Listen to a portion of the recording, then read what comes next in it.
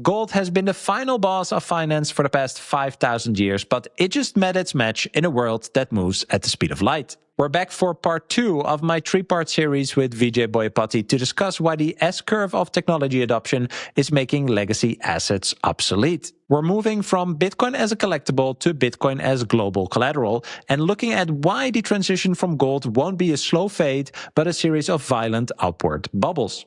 We also discuss why Bitcoin's network effect protects it from institutional capture and why nation states are now forced into a game theory that they cannot win. If you are enjoying my content, it would mean a lot to me if you could subscribe to the channel and like my video to support my journey. Thanks a lot. Now let's dive into part 2 of this series with Vijay Boyapati. All right, Vijay Boyapati, this is part 2 of our series called There's Nothing Like Bitcoin and You Need It. For the people that are tuning in now, check out part 1, which is on my YouTube and also on my Spotify. We released that earlier. And in this part, the question that I wanted to start with is, why does Bitcoin have to be actually this volatile to kind of like trap the legacy system and kind of force them to pay attention? You know, this is what we've seen in recent times. You know, there's this dip and all the critics come out in full force and it's a pyramid and a Ponzi and whatnot again. And then when the price goes up, they're all seriously talking on CNBC and stuff like that. And even Jamie Dimon capitulated. So yeah, I wanted to start with this question. I think it's something of a nirvana fallacy that you can have something that has no value and then becomes globally adopted, and it happens in this very straight, predictable path at a continuous rate. It's simply not ever going to happen for adoption of any technology. It's never going to happen like that. I think, to step back a little bit, before I was interested in Bitcoin, I was really interested in gold. I was interested in the economics of gold and more generally interested in monetary theory and monetary history. And when Bitcoin came around, I was like, this is pretty similar to gold. It has a lot of the same properties as gold, but the adoption timeline was so compressed. The adoption of gold, as we talked about in part 1, took millennia, thousands of years before it went from being a collectible that someone picked up on a riverbed to being used as a medium of exchange and a unit of account in the 19th century. That was being compressed into the space of decades with Bitcoin, or years even. And I always thought that we should be students of history and students of monetary economics and not have a presupposition of how is this going to happen. I was always very curious, like, how is this going to happen with Bitcoin? What is the adoption going to look like? And it wasn't clear when I first got into Bitcoin what the adoption curve would look like. What we have learned over the history of Bitcoin's adoption is that adoption grows in a series of Gartner hype cycles. And what a hype cycle looks like is that you start out with interest from a small group of people, and then that group slowly grows as more and more people become interested. And then you get, and then the value of this thing starts going up, and with money, that means the price is going up. And then you start getting speculators who start seeing that there's interest in adoption and the price is going up, and then they start piling in. And then you get more speculators who start piling with leverage, and then you go parabolic, and the price will have this huge blow off top. And then you'll get to a point where the number of people who can be reached in that Gartner hype cycle is exhausted. You've run out of all the people who knew about Bitcoin, who had any interest in Bitcoin, and the parabolic move stops. And at the moment it stops, you get a crash, because all of that enthusiasm, all that market sentiment, all the leverage gets flushed out, and it gets flushed out very quickly in a crash. That's the painful bear market cycle, part of the cycle. And then eventually what you get is a plateau of interest and adoption that is lower than the peak from where you crashed, but it's higher than the previous cycle in which Bitcoin's adoption was growing. And the way I see this and the way I describe this is a series of fractals of increasing magnitude. What I mean by that is if you look at the price chart of Bitcoin in each of these cycles, you can overlay it over the previous cycle and it looks quite similar. You have this period of accumulation and slow, steady build-up in price of Bitcoin. Then you have the blow-off parabolic phase. Then you have the crash phase. And then you have the boring plateau again. This happens each cycle, and each cycle is bigger than the previous cycle. So the first cycle, one of the first cycles, Bitcoin went from $2 or maybe $1 up to $30, and then it crashed all the way down to about $2 or $3. Then the next cycle, it went from $2 or $3 all the way up to $1,000, and then it crashed down to $200. And then from $200, it went all the way up to $20,000, and it crashed down to about $3,000. And from $3,000, it went up to almost $70,000, then it crashed down to about $16,000 or $17,000. And from there, it went up to the current cycle, which went all the way up to $126,000, and then has crashed now down to, I think the low was $60,000. We don't know what the low is for this cycle until we get to the next one. So each of these cycles are growing in magnitude. And each time we have one of these cycles, more people are attracted to Bitcoin. One of the things I actually find most fascinating is that the price itself is the greatest form of marketing for Bitcoin. We have all of these books written about Bitcoin, all of these podcasts, there are all these news programs which talk about it. And people like to, try and bring their friends and family into Bitcoin. But the thing which really gets the most attention is the price. And price creates a feeding frenzy of people who come in. But the flip side of that, which is a little bit sad, is that the people who come in at the peak of the cycle don't really they're just there for the price. They're just there for the speculation. They're just there to make a quick trading profit. And those are the people who get most quickly and easily washed out in the crash phase of the cycle. It's usually the people who get interested in Bitcoin during bear markets, which we're in right now. It's people who are listening to this podcast, or the people that they can convince to be interested in Bitcoin. Those are the people who are going to stick around probably for the long term, because they understand Bitcoin, they understand its value proposition, and they have to experience the pain of the bear market or the long, boring, apathetic period where no one's writing about it in the media. And they're committed to it. They're the true believers. Every new technology has true believers, people who are like, this is important, I'm getting on board with this. And those are the people who end up holding Bitcoin for many, many cycles and benefit the most. But I do think, stepping back again to the beginning of your question, it is fascinating as a student of economics to see that the process of monetization is not straight. It's not predictable, but it happens in these bursts, these moments of kind of market frenzy. And I actually think this is part of the inherent social dynamic of the monetization of any money. And you can actually see the same pattern in the chart of gold. You look at the chart of gold it's much more elongated. It happens over many years, in fact, over decades, but it has that same Gartner hype cycle pattern. Gold has the same thing. Bitcoin is just doing that on a kind of more rapid scale because it's a smaller scale asset.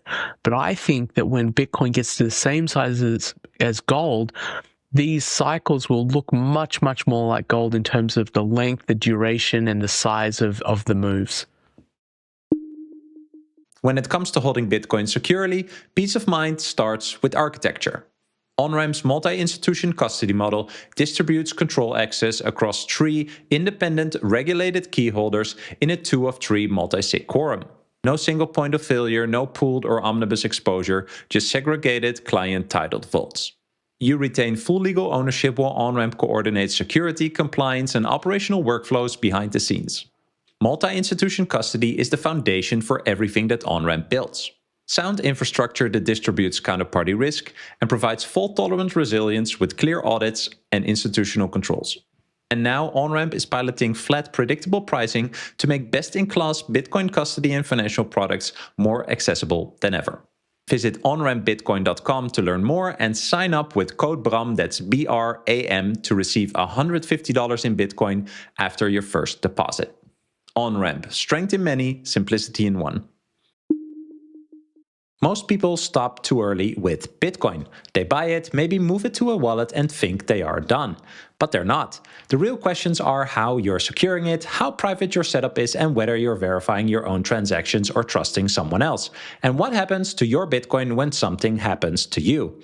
This is the layer that most people ignore, and it's the most important one.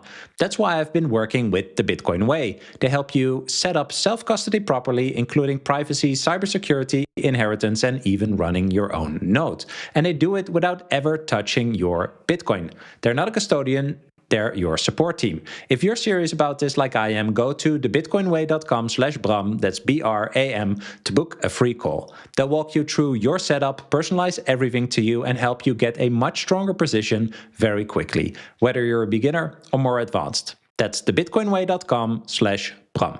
Where do you think we are now? Can we still say that we are early? I think we are still early. I think there's not even 100,000 people in the whole world that are able to kind of like zoom out enough to understand the profound possible implications of Bitcoin. I think it's a very small number. So I think we're still early. Some people will say, well, it's already 18 years old. You know, it's not early. You know, we talked about this, that people expect this in the digital age. But yeah, where do you think we are? So still early, or is this point of no return? You know, is this really going to be embedded in global finance? Like, where do you see Bitcoin standing today? Yeah, we're clearly very early. I mean, global adoption of Bitcoin is in the single digit percentage. I mean, it's higher in the US than single digit percentage, but I think you need to also look at what do you count as adoption? Like, I think when I say single digit percentage, that's the people who own some Bitcoin. But I think probably a better criteria is not, does a person own any Bitcoin and you include them as having adopted Bitcoin? I would say they own some meaningful percentage of their savings in Bitcoin. Let's call it at least 5% of their portfolio. Then adoption is even lower than that. I mean, I would say it's probably 1% or less of the global population. So I think in terms of opportunity, it's still massive. I think the tools and the kind of financial on-ramps that were needed to increase global adoption have only really been constructed in the last, say, year and a half. Like, I think the ETFs are a big part of getting global adoption to Bitcoin and its use as a store of value. Because for the average person who isn't technologically savvy, who's not kind of on the vanguard of the investing community, it's a tough sell to say, create a Coinbase account, figure out what a wallet is, figure out what all these weird numbers are, buy a bunch of Bitcoin and then transfer it to a hardware wallet. That's a very hard sell. Like my parents would never be able to do something like that. But a brokerage account, that's a concept that's familiar to, you know, tens of millions of people in the US and across the world. Go to your brokerage account and go to IBIT, click buy. Yeah, that's something that a lot more people can do. So I think the financial on-ramps have really expanded a lot in the last 2 years, and I don't think we've seen the full consequences of that. The example I like to give is the ETF for gold.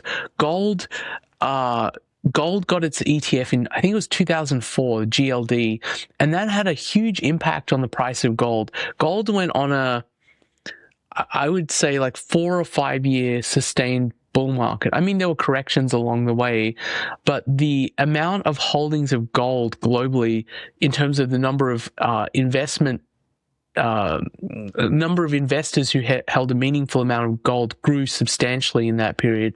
And I think if you look at the adoption of the Bitcoin ETF, it is the fastest growing ETF in history. BlackRock's IBIT ETF.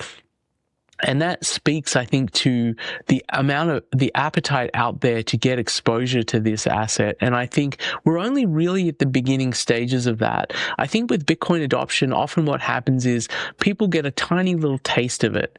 They're like, this is kind of crazy. Okay, I'll buy 0.5%, I'll buy 1% of my assets in Bitcoin, but I don't really know what it is. I'm not sure if I want to invest more.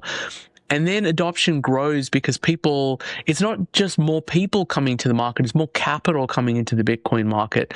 A person who is at 1% and then sees Bitcoin rise, the percentage of their portfolio go from 1% to 2%, starts getting curious, like, oh, maybe I should look into this more. And then they think, okay, I'm going to be more aggressive. I'm just going to go out and push my allocation up to 5%. And I've seen so many people over the years like this, Bram, who gotten into Bitcoin one cycle, didn't really understand it, then came back to it the next cycle and thought, there's something to this, I want more of it. And so the adoption grows in terms of the total amount of capital allocated to Bitcoin.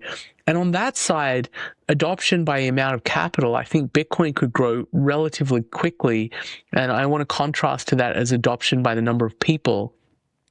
And so, for instance, there's a lot of people in Africa, but the total amount of capital in Africa that could be invested into Bitcoin is actually relatively small. Like, it wouldn't surprise me if there's a state in the US that has in total more investable capital than the entire continent of Africa. So if you got, say, New York State, where everyone in New York State owned a significant amount of Bitcoin, that's a lot of capital adoption of Bitcoin. So that form of adoption, I think, could actually grow faster than the total number of people who have exposure to Bitcoin. Yeah, I just saw a tweet by Rick Edelman, who manages. He's a wealth manager, fund manager. He manages 300 billion, and he just posted Bitcoin was 126,000 a few months ago. Now it's about 70,000. At time of recording, many investors see a warning sign. I see opportunity. Adoption remains under 5% globally, and supply is fixed. That's why I continue to recommend 10 to 40% allocation, right? And so I think that ties in nicely to what you're saying. In the previous episode, you said, Bitcoin is gold teleportation built in. I've said that also so many times, and I'm just thinking, like, that is just one thing, right? If that doesn't trigger you when you are in finance, what are you doing in finance? And I'm not even a finance guy, right? So I'm always so surprised that even just that little thing, just this whole idea that you can put a private key in a vault in Switzerland, and when you have the public key of Bitcoin, you can literally send Bitcoin into the vault, right? Like, once you wrap your head around that, it is absolutely insane. But I think this is also a nice bridge to gold. Gold is kind of like the final boss here, right? So in a world where you can send 100 million across the planet like this in 10 minutes for $5, how does that turn gold's physical nature into a liability rather than a strength? So gold has the advantage of established history. That's why central banks still value it. But the problem with gold, its Achilles heel really is, as you say, its physicality. And, there have been recent criticisms about Bitcoin. Well, it's not private because the blockchain is public. Well, I want to break it to you, like sovereign nations which hold all of their gold at the New York Fed, those gold bars are labeled. There's no privacy. Yeah, this is Canada's. Yeah, this is Canada's, and this is the German gold, and this is the Dutch gold. Like, it's all labeled. Every bar is tracked very, very carefully and marked, and the provenance of the bar, who owned it, the whole history of it. That's all. And there is almost like a blockchain for gold in a way. I mean, everything is really tracked because, otherwise you have to really destroy the gold bar that you get when you get it to trust that you actually have gold. There was an interesting every time, right? Yeah. Every time you move it, you would have to smelt it, tested. Which is very, very costly relative to the value of the bar, which is why you have these systems to track the gold bars and to make sure they're, labeled and tracked, and you can assign the title of the gold to the correct entity, whether it's a sovereign or a person. It's very, very important. So there is no privacy in the gold market. That is not a comparative advantage over Bitcoin. And there was another, there was a cool clip of a debate between CZ, Xiaoping Zhang, and Peter Schiff of gold, the relative merits of gold versus Bitcoin. And CZ pulled out a gold bar and said, "Look, here's a gold bar. This is cool." He gave it to Peter Schiff, and Peter Schiff was admiring it, like, "Oh, this is really cool. It's gold. Feels heavy." He said it feels heavy. And CZ said, "Well, how do you know it's gold?" And that was a great question, because there is a lot of fraud in the gold market, because it is difficult to assay gold bars. And if you're just a regular gold investor and you find someone in the US, there's this service called Craigslist where people can buy and sell stuff. Maybe it's different in Europe, but if someone says they're selling a gold coin, you don't know if you're getting a gold coin unless you get a spectrometer or you melt it down. Like, there are gold coins that have tungsten in them. So that is the verifiability of gold is a huge disadvantage. I want to tell one more story, which is kind of a personal story, about the comparative advantage of Bitcoin versus gold. When I was a kid, my mom got sick. She recovered and she's still doing great. But she got sick, and my dad, who was from India, wanted to move my sister and I. We were born in Australia, but he wanted to move us to India because all his family and support network were there. And so he wanted to sell all his assets in Australia and take it back to India. This was in the 90s when there was no real functioning banking system in India. And the only way he could get that value over to India was with gold. He sold all of his assets in Australia and he bought a bag of gold. And I vividly remember as a young child, my dad holding this bag, all of his wealth in the world in this bag, and he tied it to his leg. And I remember the stress he felt carrying that wealth from Australia to India and going through customs. I mean, customs in India is terrifying because they're so corrupt, and they can see what you're bringing in. They could say, "Give it all to me. Like, you can't bring that in." So it was a terrifying experience. And so when I came across Bitcoin, that was my first thought, that experience. He could have transported all of his savings to India without any fear that anyone even knew what he was doing. He just has the private key in his head, and he crosses the border, and then he goes to the other side and finds someone who is willing to value Bitcoin, accept Bitcoin in exchange. So it makes things possible that were never possible with gold. It creates a new world. It creates a new ability to have commerce with people anonymously, to transport value anonymously, to flee repressive regimes and keep your savings. These are huge, huge comparative advantages versus gold. And that's why I think Bitcoin continues to win adoption at the margin, because people recognize this. If you're someone trying to cross a border with gold, I mean, it's just a very scary thing to do. I've seen it in person, and I would not recommend it to anyone. If you are fleeing a nation, do it with Bitcoin. Do not do it with gold. Gold has this 5,000-year head start when you look at the characteristics next to each other. Age is a green check on the gold side. But even if Bitcoin is technically superior, and I've asked this to a well-known Dutch macro guy also, right? Like he talks a lot about gold, the big reset, Bitcoin, central banks, etc. He said to me, Bitcoin is objectively superior technically and in its characteristics, but central banks are still buying gold. So, shut up, like hold your horses. Like you're still wrong in that sense. And it kind of stuck with me because I think it's true, but this is what my question is about, right? Like this brand power of gold is very strong. Like I said, you had the director of the Dutch central bank when they moved this gold, talking about why we have the gold, etc. But they themselves don't even really understand, in my opinion, why they have gold, right? Like gold is, I want to make a video on YouTube about this. Like gold is a meme coin. If like the the 5,000-year story is the most important thing, then it's just a story. If all the other characteristics are inferior to Bitcoin, then gold is a meme coin. And so even, like I said before, that's a great tweet, Bram. You should tweet that's that. a good, yeah, I know. Gold is a meme coin. I'm going to do it.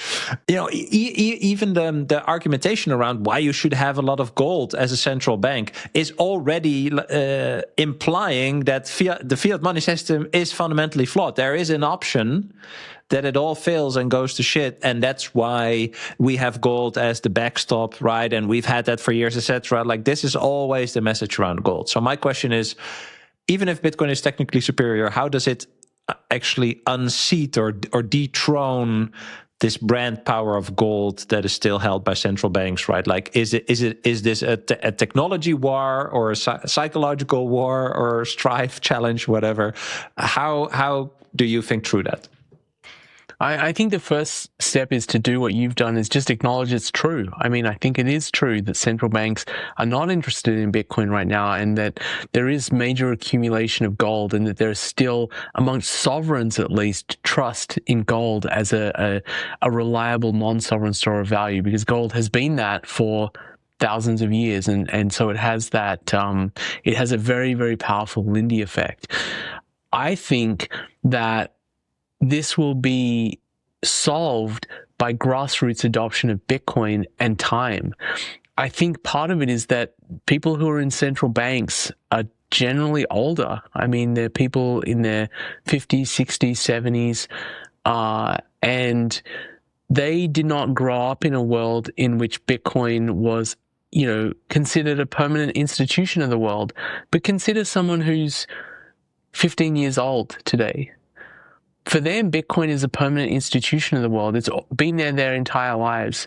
When those people are 20 or 30 years old, they will think of Bitcoin in very similar terms to gold. It's just something that's been around forever. Kind of in the way that people who are, 20 or 30 years old think of the internet. I'm a little older than that. So I remember a world without the internet, but there are a lot of young adults out there who feel like the internet is a permanent institution in the world. And it is actually, it's not going away. And I think when these people grow up to be in positions of power and in institutions and in central banks and in the government, they will bring their view of the world, which is very different to the view of the central bankers today. This is why I view Bitcoin as a multi-decade adoption story. I mean, some people think, hey, this is all going to happen in a few years, but I really view this as something that could take another 2, 3, 4 decades. And when these people who've grown up with Bitcoin as a permanent institution in the world for them, and they're in their 60s, they're going to think, well, why don't we put some Bitcoin in the central bank reserves? It's been around since I was born. Like, it's not going away. This mindset will just take time, I think. That's the solution to all of these problems, is that people who grew up in a very different world will die, and people who are growing up in the current world will bring their views and their values to global institutions like central banks.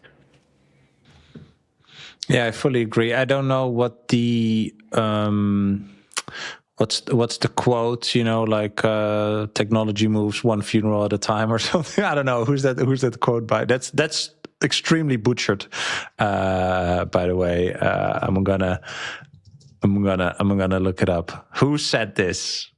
Science advances one funeral at a time. This is Max Planck, a German physicist. Oh, that's a great quote. I mean, you can think of someone like Galileo, positing that the universe did not rotate around the Earth, and that, look, Jupiter has moons that rotate not around the Earth but around Jupiter, and how heretical that was. But slowly but surely, that point of view took hold and was verified by enough people.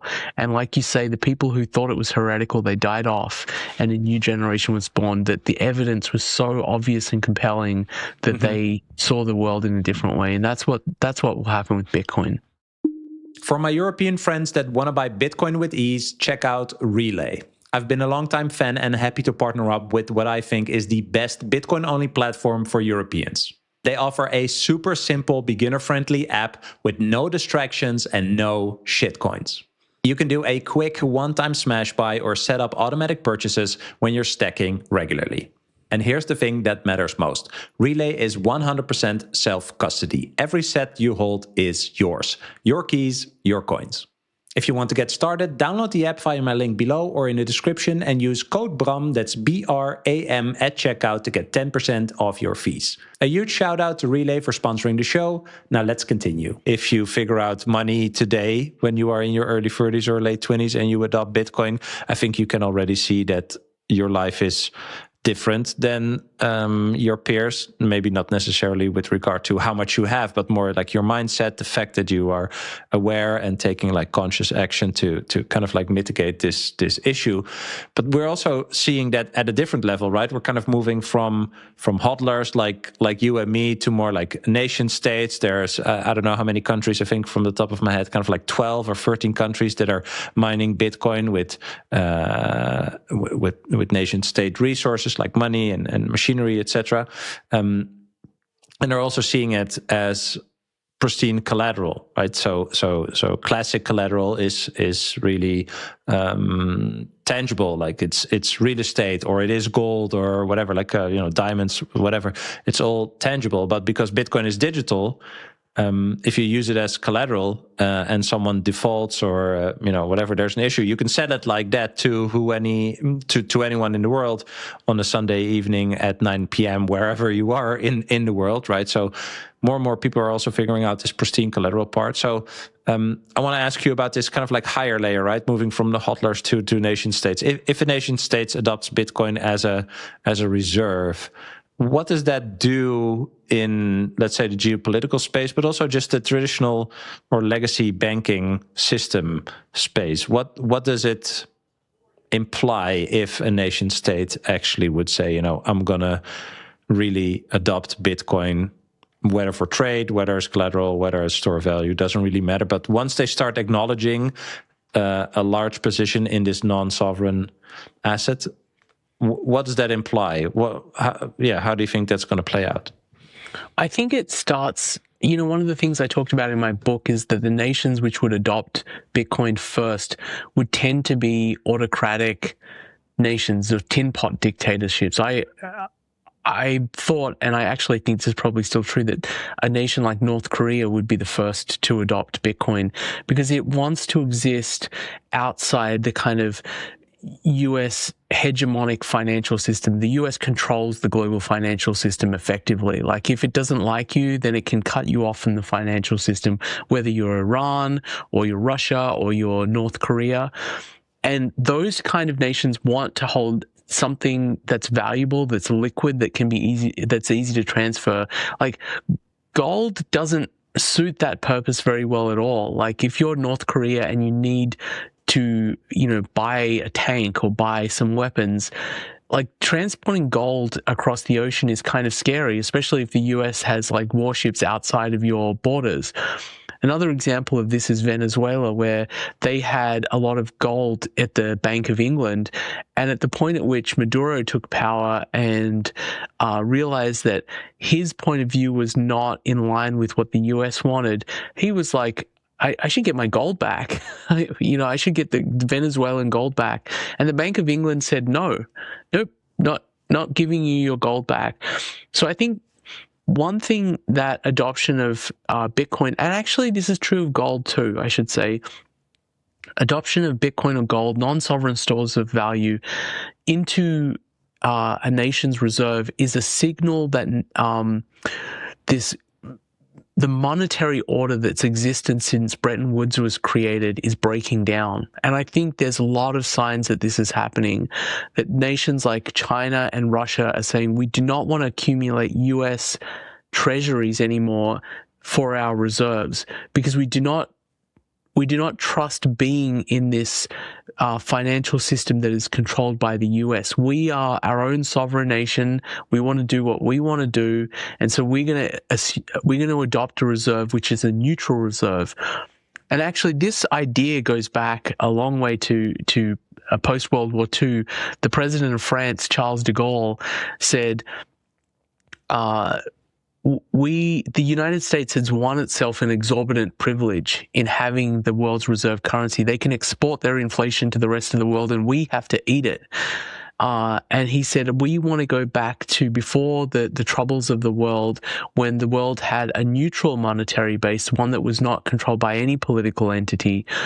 And he was talking about gold at the time, but Bitcoin serves that purpose so much better than gold, just by the fact that it's so much easier to transmit Bitcoin across borders than it is to transmit gold. But I think, to answer your question, Bram, I think that what it would signal is a breakdown in the current global monetary order, where the US is trusted as a beneficent global hegemon that's going to do the right thing for everyone. And nation states are starting to think, actually, I don't trust the US anymore. And I don't think they should have that exorbitant privilege. They shouldn't be able to export their inflation over to my country. I want to hold something, or we want to hold something in reserve, that if the US gets angry with us, or we don't want to do what the US wants to do, they don't have control of us. And I think that's especially acute in nations which have gone head to head with the US recently. Russia had their US treasuries seized by the US. And I mentioned Venezuela before. China has been accumulating gold reserves like crazy. These are all countries which don't sit comfortably in the current world financial order. Some countries do. The UK feels happy to be, one of the vassals of the United States. Australia is a vassal of the United States. The Netherlands, the EU, these are all vassal countries. If you think about it in terms of like that terminology from the Middle Ages, you had a king and he had vassal kings, people who paid him homage. All of these countries sit in the US global financial order and are essentially comfortable with it. And they believe that the US is not going to be punitive towards them. But some countries don't like that, and they don't want that, and they're not. The Chinese government and the Chinese people see themselves, they're very proud people, have an ancient history, and they see themselves as being on the same level as any nation. They don't like the idea of being in a global financial system that's controlled by a direct rival. So when you see this happening, and this has been happening over the last 5 to 10 years, a breakdown in the Bretton Woods monetary order, the first sign that you start seeing central banks buying Bitcoin is that people have completely lost faith in this current order, and they want a new order where they have more control over the savings of their population and their people. If this becomes more and more clear, and more nation states, institutions, etc., want to participate in this Bitcoin thing, this Bitcoin network, Bitcoin being a decentralized network, right? Like how does it protect, the decentralization, how does that protect Bitcoin from, central banks in the world trying to co-opt it or capture it through ETFs or regulation we mentioned? Like how can people think through that? Because I think it's a widely used argument against Bitcoin, right? Like institutions have it, and regulation, blah blah blah. Why is decentralization so important in this aspect? I think it's just part of what makes the money powerful, is that it's held by a very wide, diverse group of people. And money is really a system that allows people who are otherwise antagonistic to work together. And I think a powerful protectant for Bitcoin would be to have countries which are very antagonistic to both own Bitcoin, to have China have significant reserves in Bitcoin, to have the US have significant reserves in Bitcoin. Actually, in one way, you might say that the fact that Bitcoin, at least from a regulatory perspective, is very favorable to Bitcoin right now kind of hurts adoption in some of these other places, because they're suspicious of, like, China is very suspicious of Bitcoin as a US kind of invention. And I think, like I mentioned this earlier, I think this is going to change not from the top down. I don't think it's going to come from nation states just waking up one day and saying, we need Bitcoin. I mean, maybe there will be some counterexamples like North Korea or El Salvador, where they have very strong executive leadership, which means a lot of the power is vested in one person and they can just make unilateral decisions like, we want some Bitcoin. I don't think in the Western nations, in Western democracies, that's going to happen.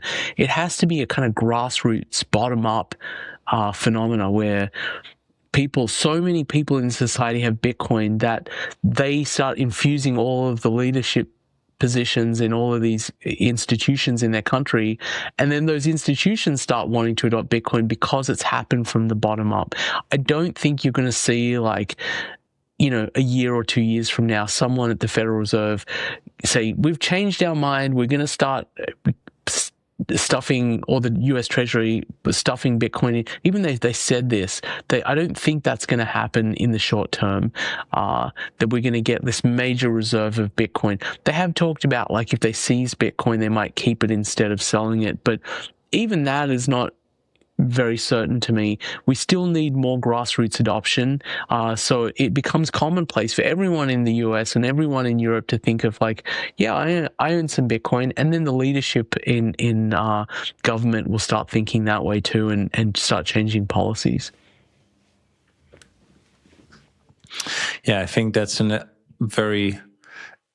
I think this is one of the most exciting things to think about, right? Like, if this proliferates into the future, if it just keeps on chugging along, right? Like block by block and mind by mind, people will wake up to their current paradigm and start looking for an alternative. Yeah, like I see it. Like I said, once you see it, you cannot unsee it. So you eventually only have one option, and that's starting to use Bitcoin, to contribute to Bitcoin, to tell other people about Bitcoin. And so I'm very excited about the future.